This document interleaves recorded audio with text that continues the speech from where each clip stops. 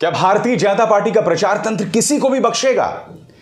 पत्रकार अगर प्रधानमंत्री नरेंद्र मोदी से सवाल करे तो उन्हें बदनाम करना, उन्हें ट्रोल करना, उन्हें निशाने पर लेना। अगर विपक्ष में नेता राहुल गांधी या अरविंद केजरीवाल प्रधानमंत्री नरेंद्र मोदी से सवाल करें तो उनके खिलाफ दुष्प्रचार चलाना, उन पर टारगेट करना, अश्लील हमले बोलना। मगर अब इस देश के जजेस को भी नहीं बख्शा जा रहा। आपके स्क्रीन पर chief justice of India DY Chandrachud और जस्टिस जोसेफ। इस वक्त ये दोनों जजेस एक बहुत ही अश्लील, वाहियात और खतरनाक हमले का सामना कर रहे हैं दोस्तों। चीफ जस्टिस चंद्रचूड़ पर तो संस्कारी IT सेल के जो गुर्गे हैं, दो रुपल्ली ट्रोल जो हैं, वो इस कदर हमला बोल रहे हैं कि विपक्षी सांसदों को राष्ट्रपति को खत भी लिखना पड़ा। अब जस्टिस जोसेफ पर हमला किया जा रहा है। जस्टिस जोसेफ ने क्या कहा मैं आपको बताता हूं, जिसकी वजह से उनके खिलाफ ट्विटर में एक निहायत ही अश्लील ट्रेंड चलाया जा रहा है। मैं आपको बतलाना चाहता हूं दोस्तों, दरअसल उन्होंने कहा क्या।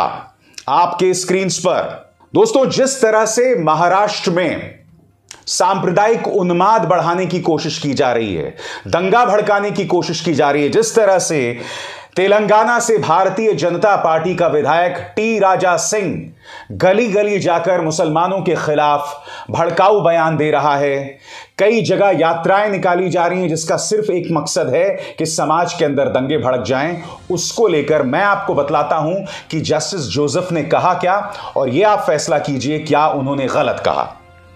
महाराष्ट्र सरकार नपुंसक है, कुछ नहीं कर रही, आप सुनेंगे या नहीं।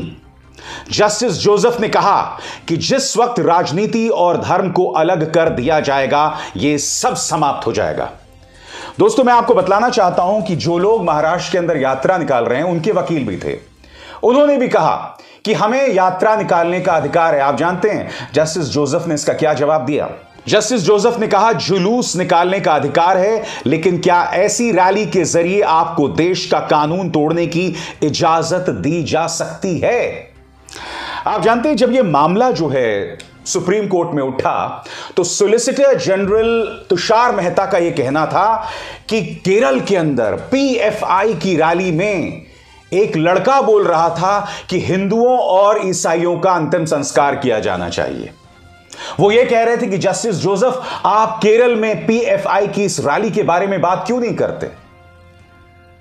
तो मैं सॉलिसिटर जनरल तुषार मेहता से एक सवाल पूछना चाहता हूं।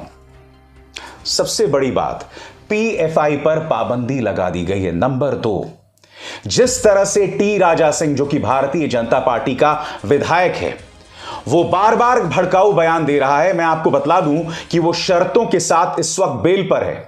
वो अपनी बेल की कंडीशंस का उल्लंघन कर रहा है। जिन लोगों ने रामनवमी के वक्त भड़काऊ हरकतें की, मैं जानना चाहता हूं कितनों पर कार्रवाई हुई, कितनों को गिरफ्तार किया गया, कितनों पर पाबंदी लगाई गई? क्योंकि देखिए PFI पर पाबंदी लग गई है। इसलिए तुषार मेहता साहब, इस तरह की अनर्गल बातें आपको सुप्रीम कोर्ट के अंदर नहीं करनी चाहिए। मगर सबसे शॉकिंग बात, जस्टिस जोसेफ के खिलाफ जिस तरह का अश्लील प्रोपेगेंडा चलाया जा रहा है ना, मैं आपको बतला भी नहीं सकता हूं कि उनके बारे में क्या क्या नहीं कहा जा रहा। आपके स्क्रीन पर यह है जस्टिस नागरत्ना का बयान। ये अगली चीफ जस्टिस ऑफ इंडिया बनने वाली हैं। इन्होंने कहा कि एक जमाने में पंडित नेहरू का भाषण हुआ करता था, अटल बिहारी वाजपेयी का भाषण हुआ करता था, गांव से दूर दूर से लोग आते थे उन्हें सुनने के लिए। मगर आज के जमाने में नेताओं के पास कुछ भी नहीं रहा कहने के लिए, लिहाजा वो अनर्गल बयान देते हैं। जस्टिस नागरत्ना ने बगैर नाम लिए इस देश के 3 लोकप्रिय राजनेताओं को कटघरे में खड़ा कर दिया। याद कीजिए उत्तर प्रदेश के चुनाव में किस तरह से मुख्यमंत्री आदित्यनाथ ने कहा था कि यह चुनाव 20% बनाम 80% है। खुलेआम सांप्रदायिक बयान। याद कीजिए प्रधानमंत्री नरेंद्र मोदी ने शमशान कब्रिस्तान की बात कीजिए, और याद कीजिए किस तरह से देश के गृह मंत्री अमित शाह ने वायनाड के बारे में एक गलत बयानी की थी और कहा था कि राहुल गांधी वायनाड में से इसलिए चुनाव लड़ रहे हैं क्योंकि वहां मुसलमानों की आबादी ज्यादा है। यही नहीं, उत्तर प्रदेश के जब चुनाव हुए थे, ये वाला नहीं, पिछले वाला, तब उन्होंने आतंकवादी अजमल आमिर कसाब से बीएसपी, समाजवादी पार्टी और कांग्रेस की तुलना की थी। इसलिए नागरत्ना कह रही है कि आजकल के नेताओं के पास कुछ नहीं बचा, वो अनाप शनाप कहते रहते हैं, और वो याद दिला रही हैं पंडित नेहरू और अटल बिहारी वाजपेयी की। इसलिए ये जजेस निशाने पर हैं, मगर निशाने पर डीवाई चंद्रचूड़ साहब हैं, इस आम इंसान की आखिरी उम्मीद। याद कीजिए दोस्तों, सीक्रेट इलेक्टोरल बॉन्ड्स, उस पर सुनवाई होने वाली है। खबर क्या है, और इसलिए भक्तों को डीवाई चंद्रचूड़ साहब से मिर्ची लगी है। मैं आपको पढ़ के सुनाना चाहता हूं। सुप्रीम कोर्ट ने मंगलवार को इलेक्टोरल बॉन्ड्स योजना को चुनौती देने वाली याचिकाओं के बैच को 11 अप्रैल 2023 को यह तय करने के लिए सूचीबद्ध किया है कि क्या इस मामले को संविधान पीठ को भेजा जाना चाहिए। एक तो यह मुद्दा है जिसकी वजह से भारतीय जनता पार्टी को डीवाई चंद्रचूड़ साहब से जबरदस्त मिर्ची लगी हुई है। दूसरी बात, याद कीजिए दोस्तों, पिछले शुक्रवार को अभिषेक मनु सिंघवी के नेतृत्व में 14 राजनीतिक दलों में सुप्रीम कोर्ट में केस किया था। मामला क्या था कि किस तरह से विपक्ष पर ईडी, सीबीआई और इनकम टैक्स के जरिए दबाव बनाया जा रहा है। अभिषेक मनु सिंघवी ने डीवाई चंद्रचूड़ साहब को क्या कहा था और उनकी याचिका को दाखिल कर लिया गया है, इसलिए इन्हें डीवाई चंद्रचूड़ साहब से प्रॉब्लम है। वैसे मैं आपको पढ़ के सुनाना चाहता हूं कि अभिषेक मनु सिंघवी ने अदालत में क्या कहा था। अभिषेक मनु सिंघवी ने chief justice of India DY Chandrachud को बताया कि राजनीतिक विरोधियों को गिरफ्तार करने के लिए केंद्र सरकार द्वारा कानून लागू करने वाली एजेंसियों के दुरुपयोग के खिलाफ 14 राजनीतिक दलों ने सुप्रीम कोर्ट का दरवाजा खटखटाया है। हम भविष्य के लिए दिशा निर्देश मांग रहे हैं। 2014 के बाद, यानी कि जब से मोदी सरकार आई है, मामला दर्ज में भारी उछाल आया है। सजा की दर मात्र 4 से 5% है। इस मामले को दाखिल कर लिया गया है, इसलिए संस्कारी आईटी सेल को डीवाई चंद्रचूड़ साहब से एलर्जी है। यही नहीं दोस्तों, महाराष्ट्र का मामला सामने आया। महाराष्ट्र का जब मामला सामने आया तो डीवाई चंद्रचूड़ साहब ने एक बहुत अहम टिप्पणी की। उन्होंने कहा कि जिस तरह से राज्यपाल भगत सिंह कोश्यारी ने विश्वास मत का आयोजन किया, यह ठीक नहीं है। इसी से सरकारें गिरती हैं और सरकारों को गिरने में बढ़ावा मिलेगा। एक तल्ख टिप्पणी की थी उन्होंने महाराष्ट्र के राज्यपाल भगत सिंह कोश्यारी पर। अब जाहिर सी बात है, जब एक शख्स इस तरह से ताकतवर लोगों को आईना दिखा रहा है और मजलूमों के साथ खड़ा है, तो उसको लेकर तो एलर्जी होगी ना। और बात वहां नहीं रुकी। याद कीजिए, बिल्किस बानो का एक गुनहगार शैलेश भट्ट, वो मंच पर बैठा हुआ था भारतीय जनता पार्टी के सांसद और विधायक के साथ खुलेआम। मैं आपको बतला दूं, बिल्किस बानो के जो गुनहगार थे 11 लोग जिन्हें रिहा कर दिया गया था, उस मामले पर डीवाई चंद्रचूड़ साहब फिर से सुनवाई कर रहे हैं कि आखिर उन्हें रिहा क्यों किया गया और उन्हें वापस जेल में क्यों ना भेजा जाए। इसलिए इन्हें डीवाई चंद्रचूड़ साहब से एलर्जी है, और इसलिए अब विपक्ष जो है उन्होंने राष्ट्रपति को खत लिखा है। क्यों? क्योंकि जिस तरह से जस्टिस जोसेफ पर निशाना साधा गया था, उसी तरह से संस्कारी आईटी सेल के जो गुर्गे हैं, वो लोग chief justice of India DY Chandrachud साहब पर भी निशाना साध रहे हैं। खबर क्या थी, अगर आप लोग भूल गए हैं तो मैं पढ़ के सुनाना चाहता हूं आपके स्क्रीन पर। Chief justice of India Chandrachud को सोशल मीडिया पर यूजर्स कर रहे हैं ट्रोल, विपक्षी सांसदों ने राष्ट्रपति को खत लिखा। अब इस खबर का क्या विस्तार है, मैं पढ़ के सुनाना चाहता हूं। महाराष्ट्र सरकार गठन और राज्यपाल की भूमिका के मामले में सुनवाई को लेकर अब मुख्य न्यायाधीश डीवाई चंद्रचूड़ सोशल मीडिया पर ट्रोलर्स के निशाने पर आ गए हैं। उन पर अश्लील टिप्पणियां की जा रही हैं। वहीं ट्रोलिंग पर तत्काल कार्रवाई के लिए विपक्षी सांसदों ने राष्ट्रपति द्रौपदी मुर्मू को खत लिखा है।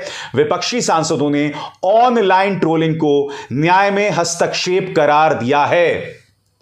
जाहिर सी बात है दोस्तों, जब इस तरह के अश्लील प्रोपेगेंडा जजेस के बारे में चलाए जाएंगे तो न्याय की प्रक्रिया तो बाधित होगी ना। और मैं आपसे एक सवाल पूछना चाहता हूं, आजाद भारत के इतिहास में इस तरह से जजेस को सार्वजनिक तौर पर इस तरह के अश्लील हमले का सामना कब करना पड़ा है?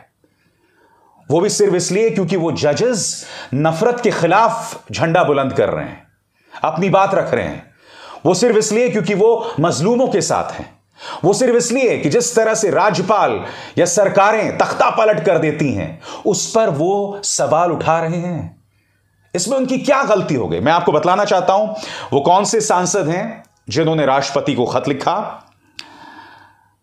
कांग्रेस के वरिष्ठ नेता दिग्विजय सिंह, प्रमोद तिवारी, शक्ति सिंह गोहिल, अखिलेश प्रताप सिंह, आमी वैज्ञानिक, रंजीत रंजन, इमरान प्रताप गढ़ी, उसी तरह से शिवसेना की तरफ से प्रियंका चतुर्वेदी, आम आदमी पार्टी के राघव चड्ढा, समाजवादी पार्टी के राम गोपाल यादव, जया बच्चन और इनके अलावा कई लोगों ने राष्ट्रपति को खत लिखा कि निहायत ही अश्लील अंदाज में chief justice of India DY Chandrachud पर निशाना साधा जा रहा है।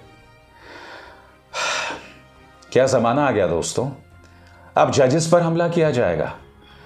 यानी सत्ता तुम्हारी, ताकत तुम्हारी, पुलिस तुम्हारी, एजेंसीज तुम्हारी, फिर भी रुदाली कर रहे हो, फिर भी विक्टिम कार्ड खेल रहे हो, फिर भी जजेस पर हमला बोल रहे हो। चलो राहुल गांधी पर तुम दुष्प्रचार चलाओ, अरविंद केजरीवाल पर चलाओ, अखिलेश यादव, ममता बनर्जी पर चलाओ क्योंकि वो राजनीतिक आदमी हैं, मगर chief justice of India DY Chandrachud पर हमला, जस्टिस जोसेफ पर हमला सिर्फ इसलिए क्योंकि वो महाराष्ट्र सरकार जिस तरह से नफरती रैलीज पर आंख मूंदे हुए है उस पर सवाल कर रहे हैं, लिहाजा आप उन पर हमला बोलेंगे।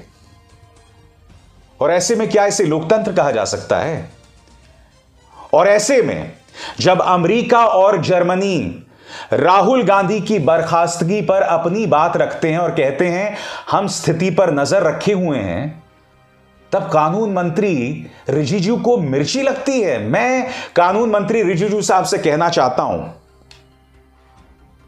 मुझे बताइए अब तक जिस तरह से DY चंद्रचूड़ साहब पर ट्रोल्स निशाना साध रहे हैं, आप खामोश क्यों हैं? जस्टिस जोसेफ पर जिस तरह का अश्लील हमला किया जा रहा है सोशल मीडिया पर, आप खामोश क्यों हैं? हां, यह बात है कि जो जजेस रिटायर हो जाते हैं और वो इस सरकार को आईना दिखाते हैं, आप में इतनी हिमाकत कि आप उन्हें एंटी नेशनल, भारत विरोधी कहते हैं। और आपके इसी बयान के खिलाफ सुप्रीम कोर्ट के 350 जजेस ने मोर्चा संभाला है, रिटायर्ड ब्यूरोक्रेट्स ने मोर्चा संभाला है कि बाज आइए इस तरह की वाहियात बातें करने से। मगर जब हमारे जजेस पर हमला होता है तब आप खामोश रहते हैं। क्यों? मैं जानना चाहता हूं, क्या वजह है, मैं जानना चाहता हूं। और ये आम हमले नहीं हैं, उनके खिलाफ एक भीड़ को खड़ा किया जा रहा है, अश्लील हमले किए जा रहे हैं, दुष्प्रचार किया जा रहा है, झूठ कहा जा रहा है। इसके मायने समझती है मोदी सरकार? अरे कम से कम हमारे जजेस को तो बख्श दो। पत्रकार जो आपसे सवाल करें उन पर निशाना, विपक्ष पर निशाना। अरे भाई जजेस को बख्श दो। मैं जानता हूं मैं बार बार इस चीज को दोहरा रहा हूं, मगर ये बहुत चिंतित करने वाली बात है दोस्तों। ईश्वर अल्लाह इनको सम्मति दे। अब इज़हार शर्मा को दीजिए इजाजत। नमस्कार।